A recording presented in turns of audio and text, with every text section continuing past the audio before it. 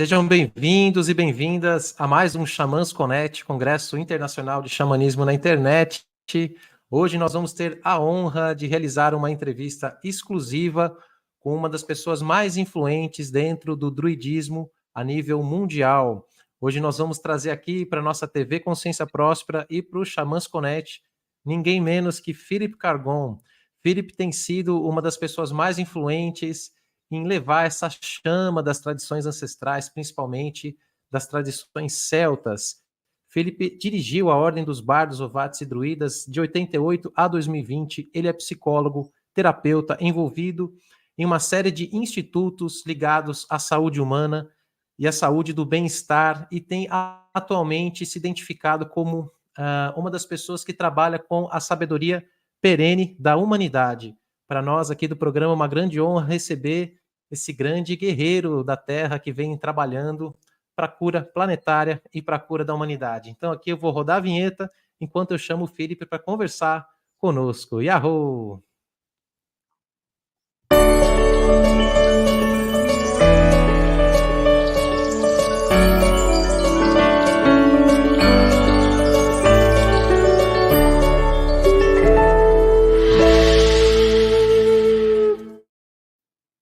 Hello. Welcome, Philip Carr-Gomm, to our program. Welcome to Xamãs Connect. Welcome to TV Consciência Próspera, and to all Brazilian audience. It's an honor to have you here in our program. Thank you, Gabriel. It's lovely to see you here. After seeing you in Glastonbury a few months ago, it's lovely to see you here now online. So, in May of this year, I was in a kind of peregrination in Glastonbury, and I just met Philip on the street, and I just break through with a hug and Philip. It was lovely to meet you and your lovely wife. And I was about to go to the tour, my first time in Glastonbury, my first time in England also, and it was amazing to receive your tips. You told me to go to the apple tree circles. So yes, tell us about this experience, this event that you were in Glastonbury. A lot of druids, I believe. One of the nice things about growing old is that you have this store of memories, of wonderful memories. And so when I was 18 years old in 1970, I was initiated into the Order of Bards Ovates and Druids, and I was taken. I had to wear a druid robe, and I had to walk up Glastonbury Tor where you walked. Oh yeah. And at that time, the field on the left, there's an initial field. You go past a house that the magician Dion Fortune lived in on the left. Then you go through a kind of gate thing, and then you go up the Tor, and there's a field on the left where sometimes we have done ceremonies. But this time, when I was 18, we continued up to the top. And there I was initiated into the order. And this changed my life completely. And I had the most wonderful 50 years that followed on from then. And for the last 20 years or so, the order, we've been having big gatherings in Glastonbury for the summer solstice and the winter solstice. And we have invited, at the last meeting we had, we invited people to contribute money, and that paid for a circle of trees, a beautiful circle of crabapple trees, to be planted on the lower slopes. And it creates a lovely space for ritual. And I've heard already that people have started to do rituals there at the base of Glastonbury Tor. So when I met you in the street that time, I suggested, if you were going there, to have a look at this circle, because it's very beautiful and there's a special kind of atmosphere that's created there. And yes, and it was lovely. Actually, I did a little ceremony. I meditate a lot on that days, and it was perfect to have this feeling of being close to the Tor, but not inside the Tor. And then a lot of drummers starts to play when I was there meditating. It was so beautiful, this connection between the apple tree circle and the top of the Tor. It was just magic. Speaking about magic, here in Brazil, and also I believe maybe probably in all the world, people are very ancient about magic, a very I don't know, a lot of new followers, seekers, trying to learn different skills, trying to reconnect with Mother Earth, trying to learn ancient wisdoms. What do you think we are going through? What do you think this new era we are passing, and what is the rule of this ancient tradition and also Druidry to guide all these feeling, all these needs regarding the Yeah. population? Yes. Well, it's like in a way a spiral, and so we're coming back to this interest in magic. And of course, some skeptics and materialists would say this is a regression, that we Mhm. are departing from a scientific understanding and trying to engage in superstitious practices that have no value. But I see it in a different way, which is that we are revisiting the ancient ways, but at a new turn of the spiral of time, where we can still keep our scientific, rational consciousness, but also see that there's more to life than what the scientific and rational approach gives. In a way, we've come to an impasse. The particular way that the world has gone has resulted in this crisis, this point of tension and difficulty, and the climate crisis and the political crises, and so on. And we know that we need a different approach. And that approach already exists. It's existed for thousands of years. And that's an understanding of reality which sees everything in a wider context, sees it in a cosmic context. So it's a different way of understanding that mystics and magicians have always understood through their own personal experience and through their training, that everything is connected. And Yeah. therefore, if you can develop that awareness in yourself, you can be a force for good in the world. Your magic can be of value in the world. Wonderful. So when you start to seek for these teachings, tell us a little bit about your story, your biography regarding this ancient knowledge and Druidry also. And yesterday I was watching a Gaia streaming program, and you are on the the show, and it was Signs from Above, something like that, and you were telling about the giants and all these carvings on the landscape of Britain, and you were there. So Yeah. uh, I think you are in this path for a long way. So tell us a little bit when you start, when it happened, and now you're here leading these ceremonies and being a leader, international leader for Druidry, but also for the perennial wisdom. So tell us how Hmm. you are here now. How it began. Well, Yeah. I think that there are these triggers that happen in our lives during our lifetime. Something can happen, either a book or a meeting with a person or a spontaneous experience. Various different triggers can happen, and or catalysts. And for me, I was lucky. I was just 11 years old, and Mm. I bought a book called The Life of the Buddha by a lady called L. Adams Beck. It was very florid. My father knew the founder of the Buddhist Society in London, so maybe that's what led me to that book. But I read this book when I was 11, and it woke me up. It was like somebody switching on a light. It was so clear and obvious that the goal of the Buddha was the only goal worth pursuing, the goal of enlightenment, of illumination. Why would you seek anything less important. It's the most, for me, it was self-evident. It was the most important thing in the world. So that was the moment that I kind of feel that I got switched on, if you like. And in that same year, when I was 11, I met the old chief druid. Again, he was a friend of my father. So my father was a kind of acted as a vehicle for me to meet, encounter this, this person and have this awakening. Although he himself wasn't interested in spirituality, he always said, I used to tease him about it. And he'd said, no, I'm not interested in it at all. But he would have lots of friends who were interested in it. And he had friends who were psychologists and psychoanalysts as well.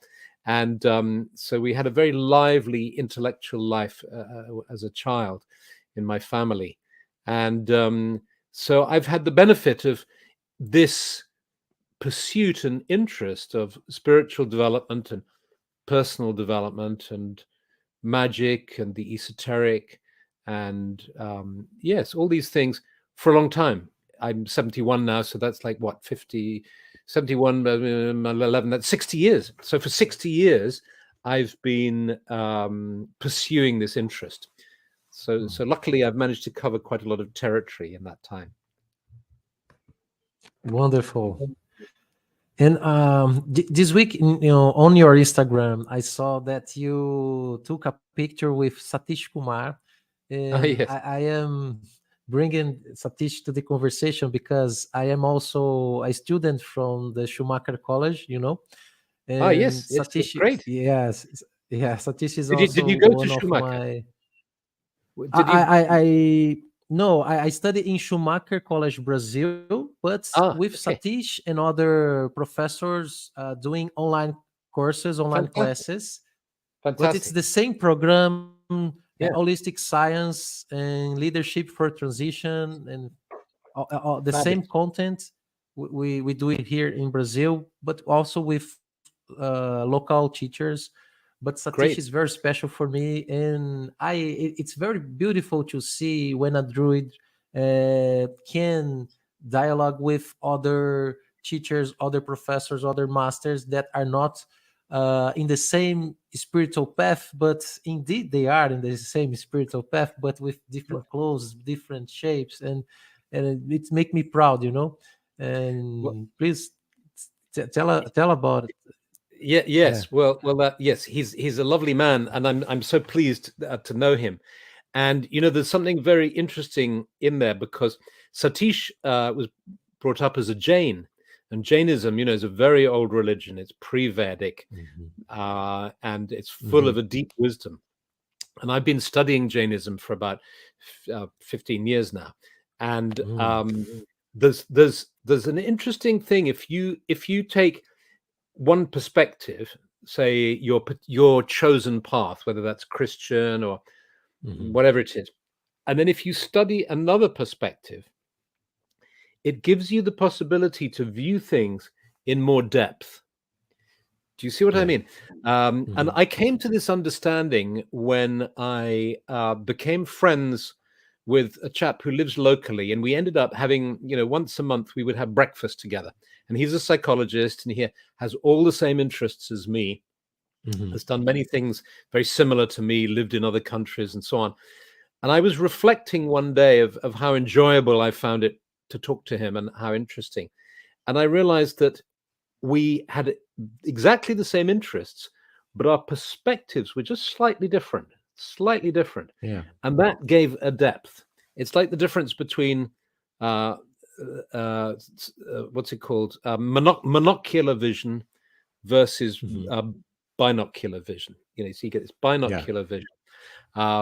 So, and in fact, this concept. So I've written a book called Seek Teachings Everywhere, which looks at the idea of the perennial traditions, and I have a number of essays in that book about Jainism and Druidism, two completely different spiritual paths, but which have a lot in common, but also differences as well. And so I've talked with Satish about that too, of course, because of his Jain connection. Yeah, and I never had the opportunity to go to the Schumacher College in England, but I know that in Devon there is a lot of woods and fields and magical paths also, and some stone circles.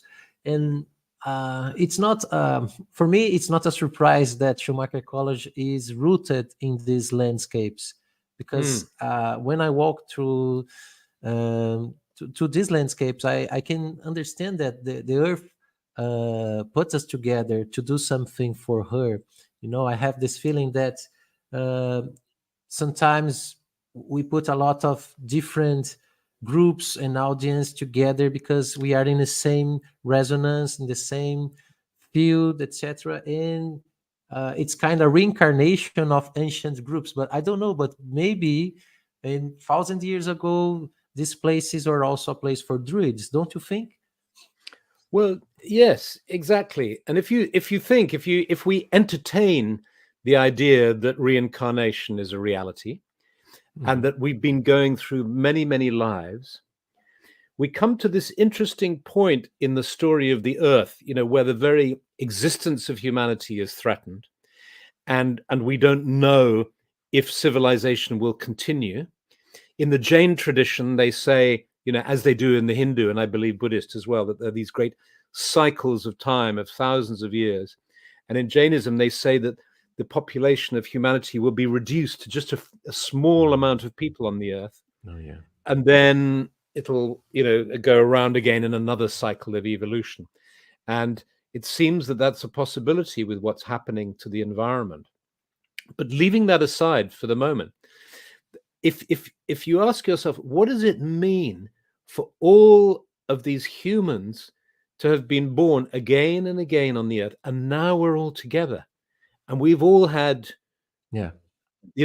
dozens of lives on this planet, and at this moment in time, at this critical moment in time, we're together, and that's very interesting, and it explains perhaps why we have this instant connection and sense of empathy. When you hugged me in the street in Glastonbury, it wasn't like a stranger hugging me. It wasn't a helpless, some strange man hugging me. It's like it was.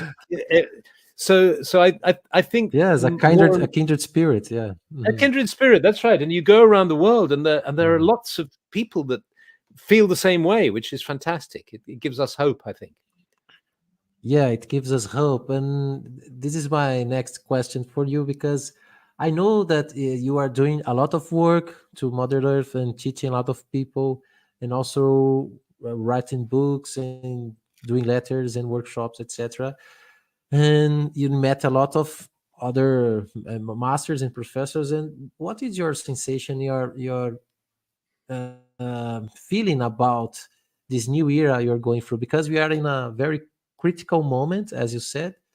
But also sometimes when I read the news, I say, "Oh, I don't know if we're gonna have a future to our kids, etc." So sometimes I'm not optimist, but sometimes when I hear you, when events like we just had happens, I know we are here and we have hope. So what do you think about this?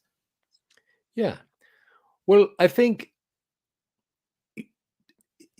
it depends on your understanding of reality, and if you have the mystical understanding of reality that comes from, ideally it comes from experience. It's not just something that you read about, but it's something that you experience in altered states of consciousness, in your meditations, in your dreams, in certain deep experiences that you have.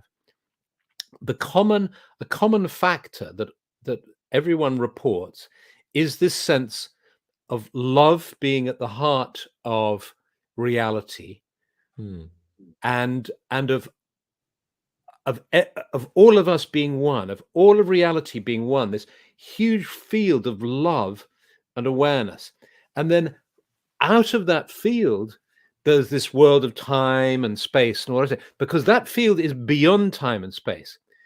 It doesn't exist in time and space. It's infinite and eternal, and it's not part of the flow of time or the changes in space. So what happens is, when we go from this place of unity and love and connection into separation and individuality, for some deep purpose of evolution.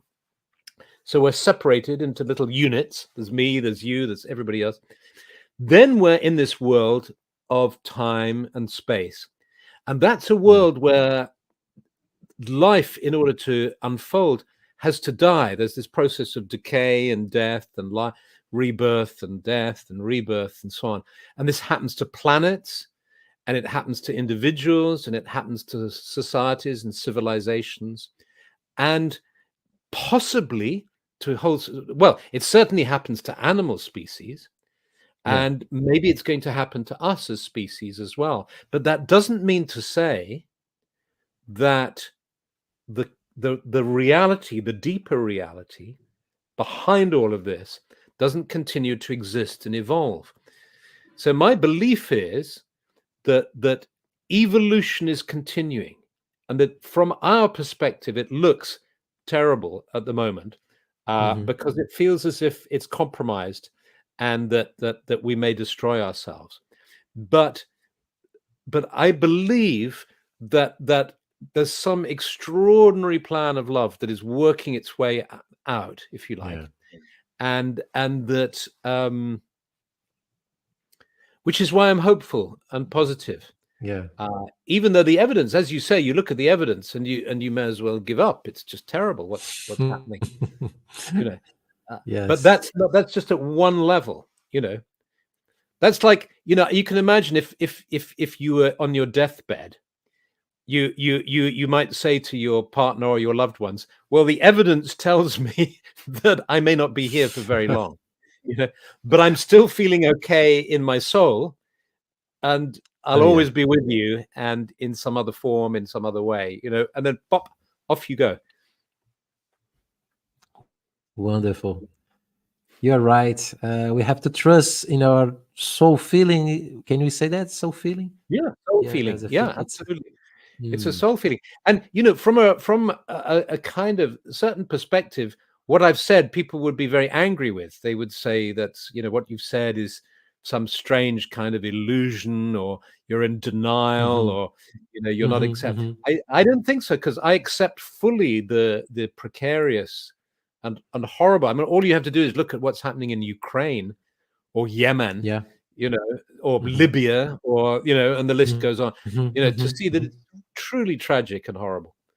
You know, But in the same way, we are experiencing a lot of people awakening and going to these sacred places like Stonehenge, Avery. And here in Brazil, we are experiencing a very strong movement regarding the plants, the ayahuasca and other special and magical drinks, etc.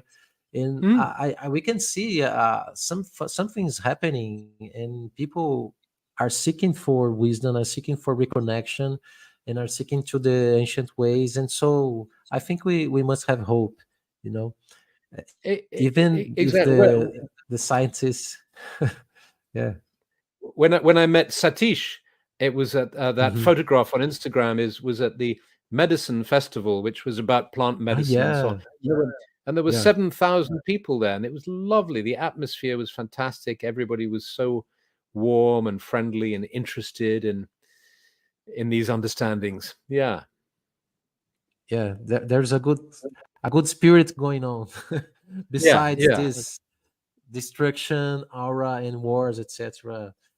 And also, I think, do you think it's part of this awakening that people have to go to these sacred places on earth, like Stonehenge, like Glastonbury, because I believe in the power of these peregrinations. At least for myself, when I go to these places, I'm not the same person anymore. I don't know what's happening, but I feel that I connect with something. I download something. I don't know. Maybe we access the Akashic records. Maybe we access all the energy that is in these places. But and of course, all of these places are visited for a lot of tourists, etc. But I think that now it's a very good time to do that. What do you think about it? Well, yes, because on the one hand, you could say that we must be careful because of the ecological footprint, our carbon footprint, and that we are deluded if we think by moving physically we can change our consciousness, because it's not necessary to move. And it's true that you can, in a number of traditions, in the Jain tradition, in the Christian tradition, in various traditions, there's a concept where you take a vow to not go anywhere. It's the opposite of a pilgrimage. Lots of people don't know about this, but you can do the opposite of a pilgrimage, which is you say, I will not leave, for instance, I will not leave my town for 3 months. I will stay within my town for 3 months, or I will stay in my house for 2 weeks, or I will stay in my just my one room for 3 months, whatever it is. And that's an interesting discipline spiritually. And then on the other hand, displacing yourself, moving yourself in space seems to have a very powerful effect. I've noticed this not only spiritually in terms of taking pilgrimages to sacred places, and I wrote a book called Sacred Places about the phenomenon of sacred places. But also just for writing books, I've found this strange phenomenon which a number of people talk about, where if you want to write a book, it often helps to write it, to leave home and go and write it somewhere else. And there's probably a very mundane explanation around, you get out of your routine, and you have different sights and sounds and different stimuli and so on. But I think there's something more going on. There's something about the contribution that the land makes and the history of this place that helps your consciousness to access different information, actually. Yeah. Yes, absolutely. Yeah, and especially if you have opportunity to do some rituals in these places, because I think the language of the ritual is about connection, is about to open a source that is available, but you have to open it. So maybe the ritual is this language that can open the window to these sacred places. That's why I believe that we have, of course, we don't have to go every time to these places physically, but in spirit, in meditation, in projection, astral projection, I don't know, but because we are all connected, we are all one at one level. So I don't think we must do it every time, but the rituals can bring this experience, and you also can open a different source of energy that can heal our consciousness, our places, the earth. I'm living now in the countryside. I live near São Paulo city. It's a very huge city, crowded city, but now I'm living at the countryside, more close to nature, with birds, etc. And I am experiencing the difference between my energy level, I have opportunity to see the sunrise, the sunset, the moonset, the moonrise, and the equinox, the solstice.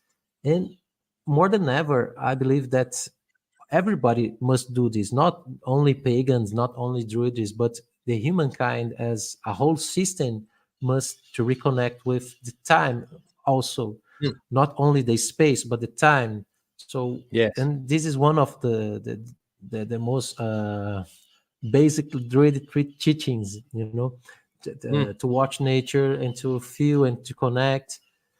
But we, on the other hand, have all the system, the matrix going on.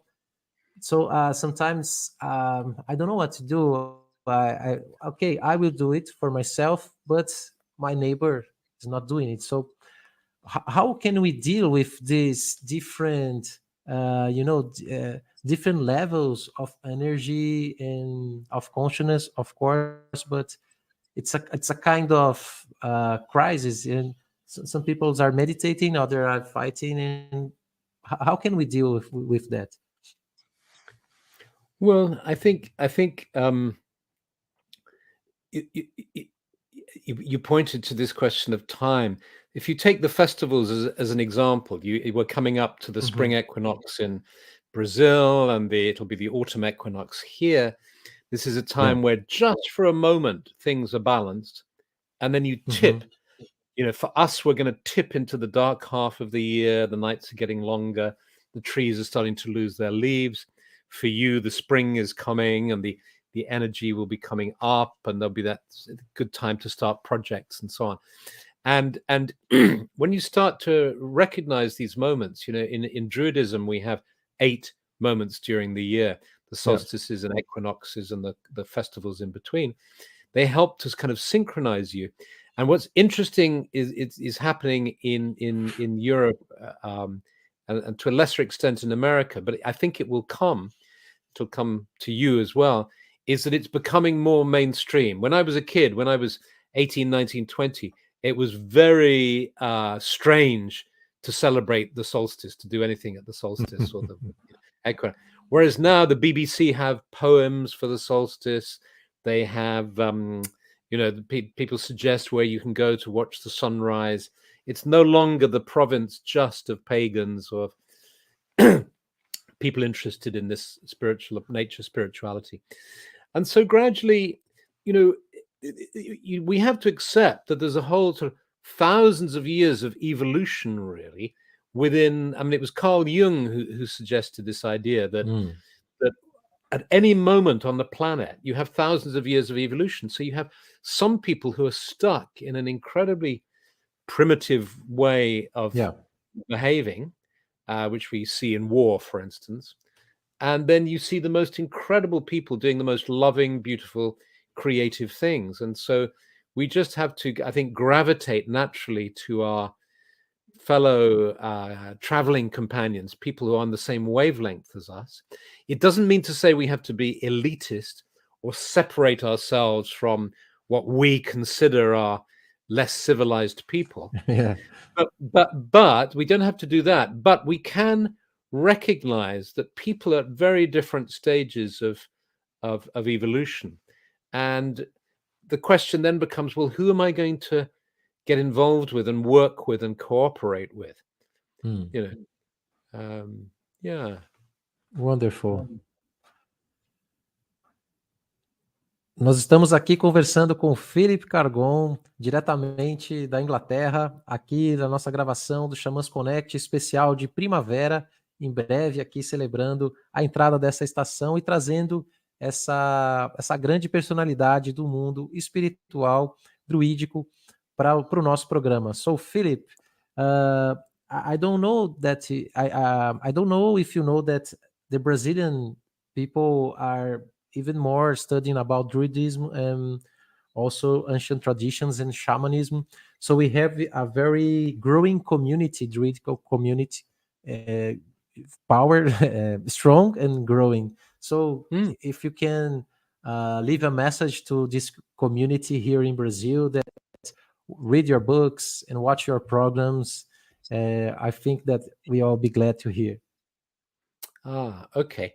Well, that gives me such joy to hear that that there are many of you following the Druid way in Brazil too. This is very beautiful, and it shows us, I think, that many of us are kind of resonating in the same way. We're hearing the same messages from the earth and from the stars and from the trees, particularly the trees, I think. And Druidry, at its heart, it places the trees. It understands. It's a spiritual way that understands that our destiny is completely bound up with the destiny of the forests and the trees. And of course, in Brazil, with the Amazon, it's wonderful that you have this big forest that needs protection. And by working together, we can hopefully do, and even if it's a tiny bit, there's this famous story of an old man who goes down to the beach, and he finds a little girl throwing starfishes back into the water because they've got stranded when the tide came up, and now and he says, "What are you doing?" And she says, "Well, I'm putting them back in the water because they might die. If they don't get back into the water, they'll die." You see. And the old man looks at all the thousands of starfish all the way along this long beach, and he says, "Well, you can't possibly help them all. You can't possibly make a difference." And she holds him the starfish, holds it to him, and she says, "Well, it certainly makes a difference to this one," and then throws the starfish in the water. So every tree that we save, every tree that we plant, every prayer that we make is of value, even though it's very small. Thank you very much for your words. I really believe that we are being part of the shift of the consciousness of the whole planet, and we're being part of the planetary renewal, planetary regeneration. And that's why we are here chatting. I am here in São Paulo, you are in England, and a lot of other kindred spirits are with us and will be with us in the same moment watching us. And speaking about that, can you add your last few words about the jobs, the works, the projects you are in, and if you want to leave a message or a campaign you want to support or something, and we can share all these, websites, Instagram, I don't know if you want to share something. Yes.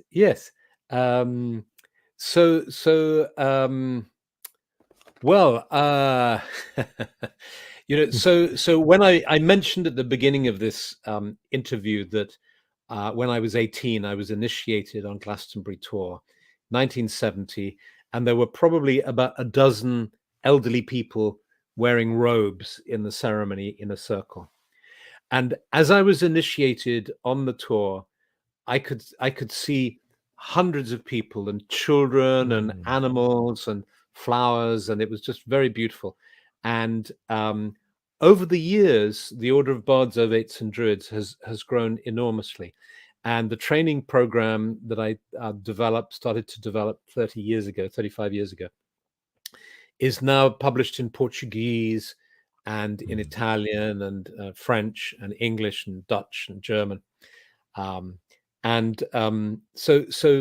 obod.pt, I think it is, or possibly druidry.pt. I'll have to find out. But we have a flourishing community in Portugal, and members in Brazil too, and I'm involved at the moment. A particular project I'm working with is in the because of my interest in psychology, in the mental health benefits of Druidry. Because Wonderful. in psychology in general, they've taken ideas from Buddhism, for instance, in certain approaches. The whole mindfulness movement, for instance, comes out of Buddhism. So, and so in the psychological world, they have in fact said, why don't we have some inputs from other spiritualities? Wonderful. So I was at a conference last week of the British Psychological Society, and there I gave a paper about the mental health benefits of Druidry, because what we found over the years, we've had about 30,000 people take our course in these different languages. We found that it seems to have a very real positive effect on people's mental well-being. And so now we're starting to look at it in some detail and talk about it. Wonderful. So, Philip, thank you very much. So, to all Brazilian audience, I will leave here at the comments all the links where you can find more about Philip Carr-Gomm, about the Order of Bards Ovates and Druids in England and Portugal, and also all the links related with our conversation. You can find it here just below in our comments. So, in the name of the Xamãs Connect community, in the name of the TV Consciência Próspera, I'd like to thank you very much to this time together. And thank you for your life, for your example, and for your humanity, and for your beautiful heart. I'm just It's such an honor to us, and for me as a Brazilian Druid to meet you and to talk with you. And yes, it's wonderful. I just have no words. So thank you very much. Well, it's such a pleasure. I'm glad we met in Glastonbury High Street. And inshallah, see you soon until my next peregrination. Okay, So, thank you, Gabriel. Thank you.